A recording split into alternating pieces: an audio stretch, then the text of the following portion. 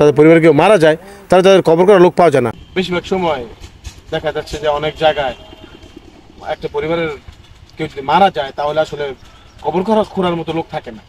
এরকম আমি অনেক পাইছি। আমি নিজে গত 3-4 মাস আগে 2টা কবর করেছি, তাদের লোক নাই।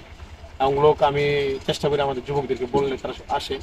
আমার সকল যুবকদের প্রতি একটি কথা থাকবে, অনুরোধ থাকবে, যে সকল গ্রাম এবং মহল্লায় যুবকরা আছে, তোমরা অবশ্যই কবর খোঁড়ার একটি বড় ইউনিট তৈরি করে রাখবে, অন্তত যাতে 8 থেকে 10 জন একটি কবর খোঁড়ার জন্য আসে।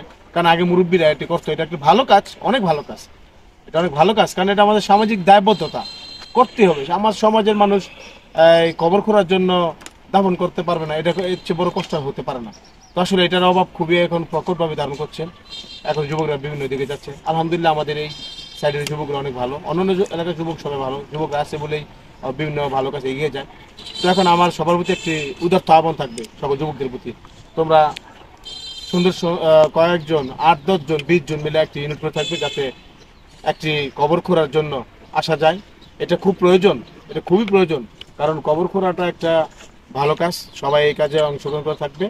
এবং আমি সবার প্রতি একটি উদাত্ত আহ্বান জানাবো, সমাজের সবার সাথে সবাই মিলেমিশে একত্রে বসবাস করবো, যাতে একে অপরের বিভিন্ন বিভিন্ন কাজে কর্মে আমরা অংশীদার হতে পারি।